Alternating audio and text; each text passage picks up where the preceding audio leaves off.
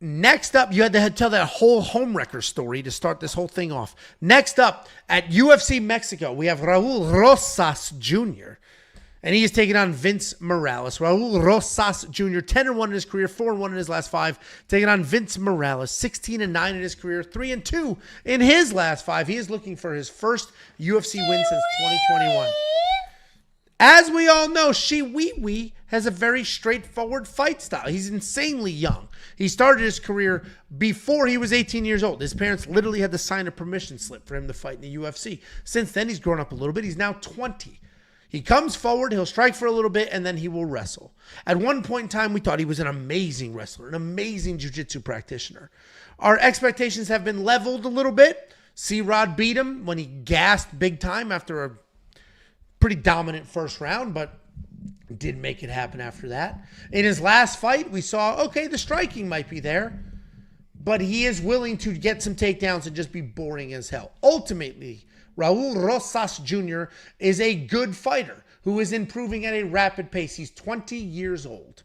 He is not a wild 1% athlete that is unbelievable at a wildly young age. But what he is a kid who works his ass off. He's been training for a very, very long time. He's got decent hands, good wrestling, hopefully an improved cardio, which it seems to be the case. He's taking on Vince Morales. Vince Morales is a little older. He's on the other side of that spectrum, sort of at the tail end of his career. He's an absolute dog. Decent striker, okay boxing. He makes up for any technical gaps in the striking with just forward pressure and grit. He does have some power in his hands.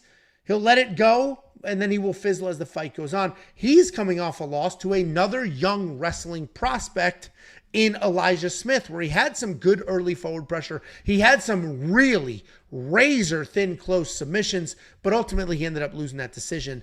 And on a card with some pretty wide odds, I think these are actually decent. Raul at almost a 4-1 favorite. It is continuing to widen. It might get unreasonable. But since seeing Raul be willing to be boring, the fact that he's okay with getting some takedowns and just chilling, some control time, that's all we need.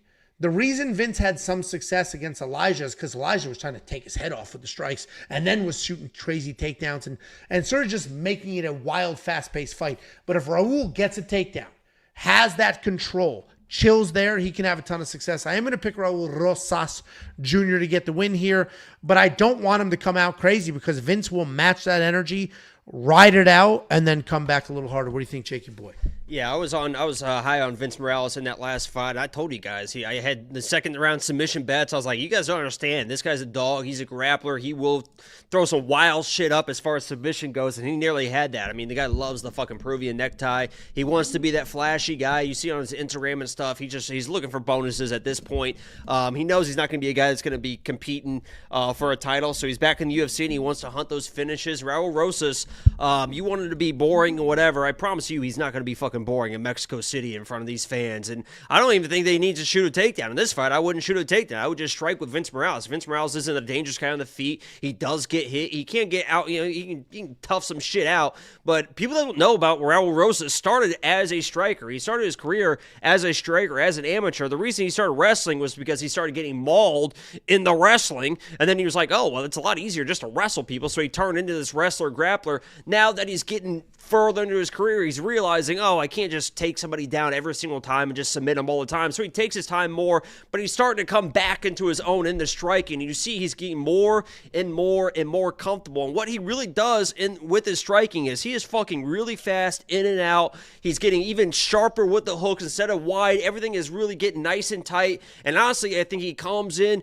takes his time in the striking, and finds a KO shot. So I placed a little flyer here, plus 700 on a KO TKO bet for Raul Rosas. I know Vince is tough, but this young kid throws hard. He throws heavy. And I think in Mexico City, this is a good matchup for him to fight a hittable Vince Morales. I wouldn't fuck around with the wrestling because Vince is going to be able to survive down there and could put you yourself in some danger. Obviously, Raul against C-Rod has shown some good submission defense, but I wouldn't even put myself there. Just take your time in the striking, wait for that big shot, and if he knocks him or hits him or cracks him and Vince tries to take that shot, I think Raul says forgoes kind of the grappling and just kind of stays on him with the TKO type stuff and tries to finish that way. So I'm on Raul, and I played the flyer plus 700 on a KO TKO, and we'll see what happens. Yeah, I mean, obviously Raul is a prospect. He's improving incredibly quickly, which makes it hard to like fully solidify a breakdown there. If you already think he's going to win, then just expect that he's improving, and he definitely should win. If you're on the fence about him, hands. And we saw the power, right? He does have a one-punch knockout. Like, it's not as if he has no power whatsoever and he's desperately diving at legs. He's willing to do all the things. That one loss was he was gassed as shit. Like, he had a great first round, tried to finish. He was, 18 years old, gassed out against a durable, composed C-Rod. And that's when C-Rod started to build his name for himself as the prospect killer.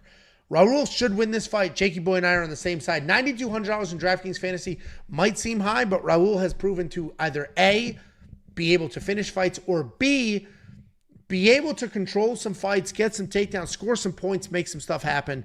If you're on my side and you think he's boring and gets the takedowns and the control, then $9,200 makes some sense. If you're on Jacob's side and you think he comes out here and gets a finish, then $9,200 also makes some sense. If you do want to check out all the picks, the bets, the tools, and everything else that we offer, it's freaking $10 an entire month.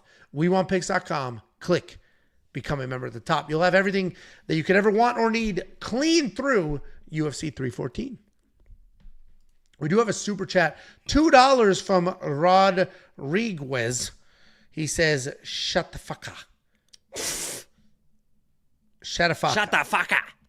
Shut the fuck up. That's what Ronaldo was saying to Ode at the press conference. Shut the fuck up. Shut the fuck up.